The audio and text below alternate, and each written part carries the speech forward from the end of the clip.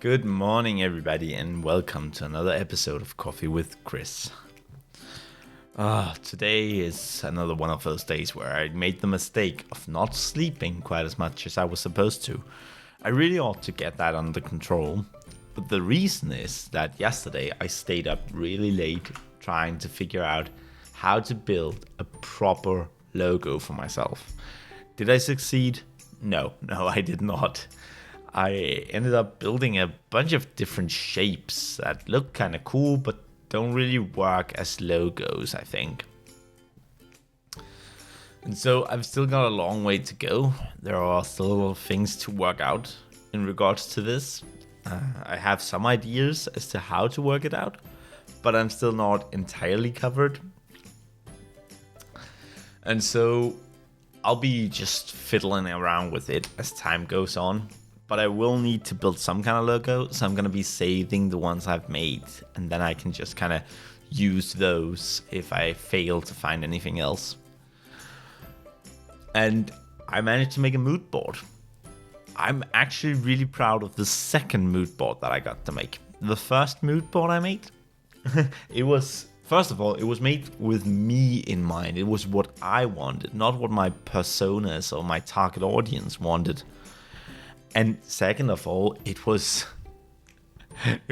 great. It was uninspired, unstructured. It was just so bad. But then I looked around for inspiration and I found it. And I ended up making something that actually looked pretty good. Then S comes in and shows her mood board. And I'm just like, oh my God. It was so great. She did a really good job at it. And I'm honestly a little envious, because mine took so long to make. Mine was so thought out, so planned, and I tried so many things. I tried it in different programs, I tried it in different shapes and sizes and all of that. And then she just comes in and freaking owns it. And this is one of those situations where we never really see the amount of work that goes into the things that other people do. We only see their results. But with ourselves, we see our work, we see our process too. And sure, she explained to me the process because I asked her how she'd done it. And she told me she had made a lo-fi version in InDesign and then a hi-fi version in lo-fi and hi-fi. That's high and low and high fidelity, which is like quality. Think of it like quality. So a lo-fi is just supposed to be something that kind of shows off, this is what it's going to look like somewhat. This is the overall structure maybe, and those kinds of things. And then the hi-fi prototype is once you actually have the spacing down right, you have the right images, right colors, that's a high fidelity prototype. And yeah. Normally you would do low fidelity in XD and then high fidelity in InDesign, if anything. But as I joked with her about, she lives life on hard mode. I also ended up making mine in InDesign. I didn't even touch XD for this. I did touch a bit of Photoshop to begin with, and I tried maybe doing it in Illustrator. I saw some other people doing that on the interwebs, and I thought, okay, I'll try doing that. But in truth be told, I'm more comfortable with InDesign, which is weird to say because InDesign is the devil. It really is. I do see why people love working with it, and it is an amazing tool. But for a newcomer, it's definitely the devil. But you know, it's still fun, and it's just something that you have to learn how to use. As with everything else, you just gotta learn how to use it. And I'm getting better and better and better at using these programs. I will be trying to make more mood boards over summer, and I'm actually thinking that that's what I'm going to be representing in my portfolio, is my mood board, my style tile. I don't really know, a couple of videos maybe, me having removed the lady from an image, because I did that, I managed to remove her. So I'll list that as examples of what I'm capable of doing. Yeah, I think that's the proper way to go for it. Though it is a little strange to do it that way. Oh, wireframes. I should probably... Yeah, because I want to be employable. I want to show that I am capable of design thinking. I want to use a few keywords. And also, I feel like I actually have a brilliant... Because I don't fully understand it yet. Okay, I'll admit that. Agile development, agile anything, project management is, I don't really get it completely. But as far as I know, agile is when you're capable of jumping back and forth between phases and stages. And I'm using design thinking as my basis. I empathize with my users, then I define what it is they want, and then I start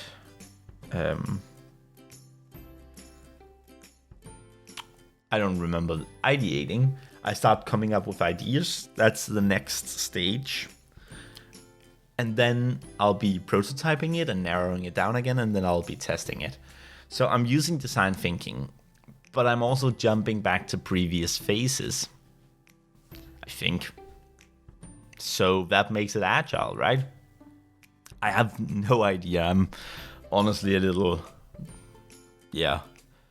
But anyway, I did my research, I made my personas, then I went back and researched some more. Then I made a, what's it called? A word dump, basically.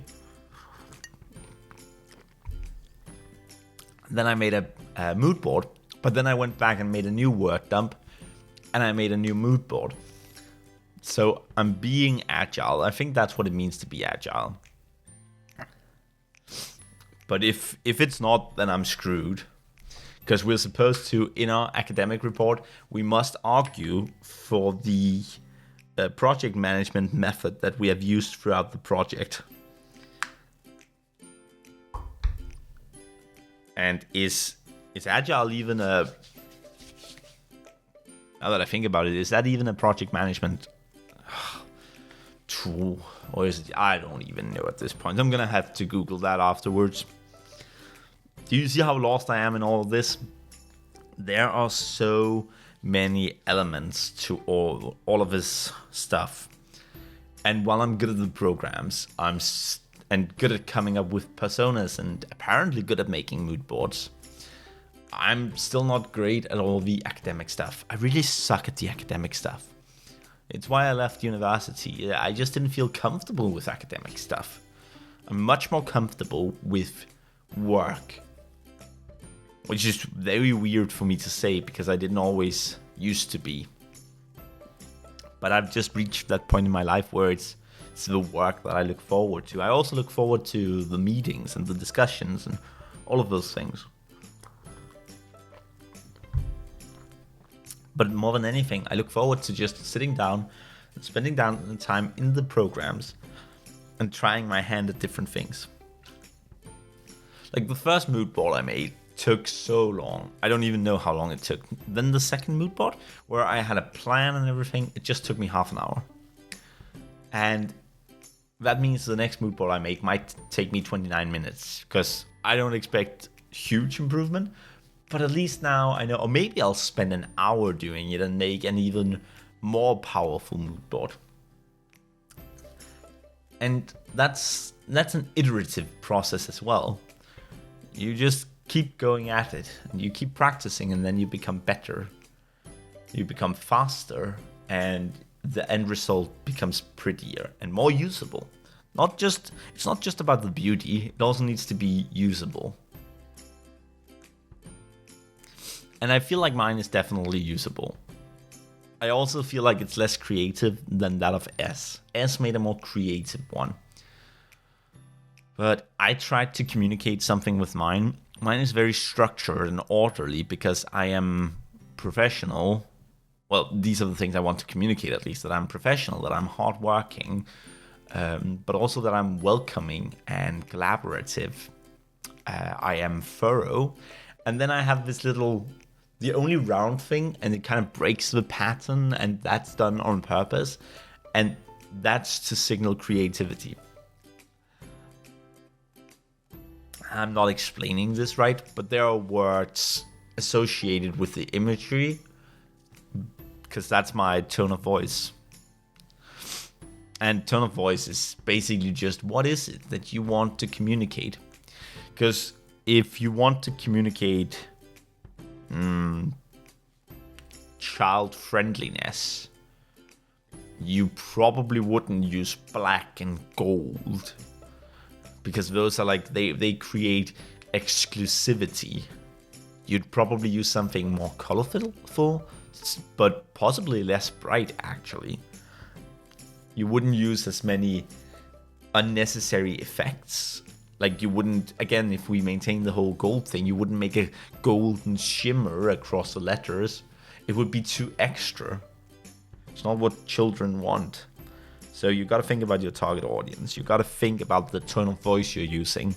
How are you talking to your to the population, to your users? I'm sorry, I'm rambling on and on about things that many of you probably don't understand, and that's okay.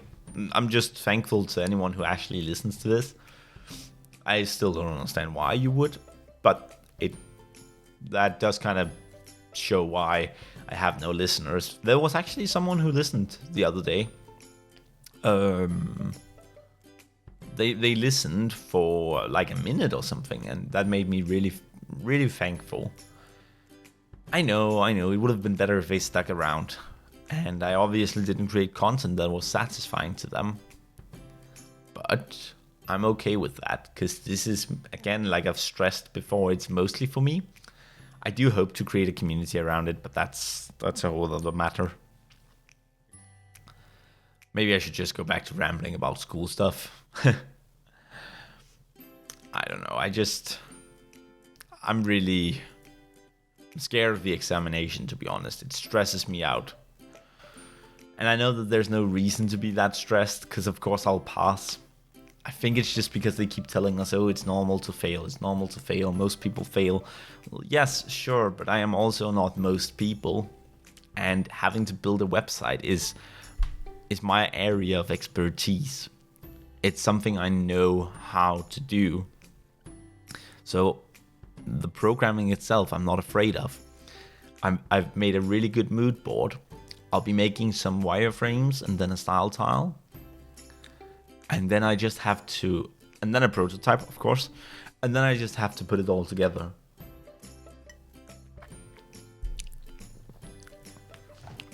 And that's, yeah.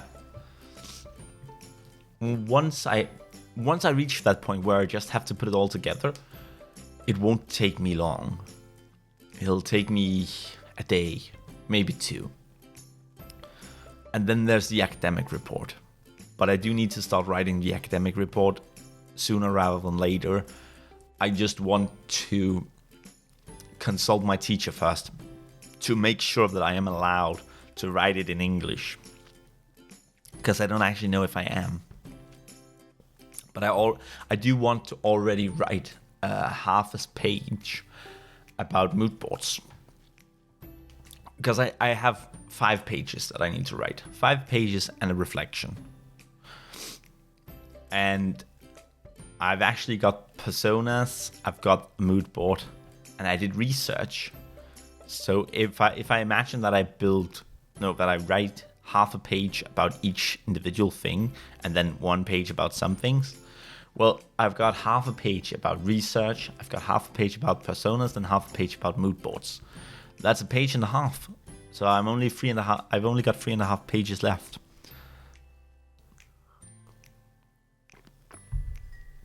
So as soon as I get told which language I'm allowed to write it in, I want to start writing.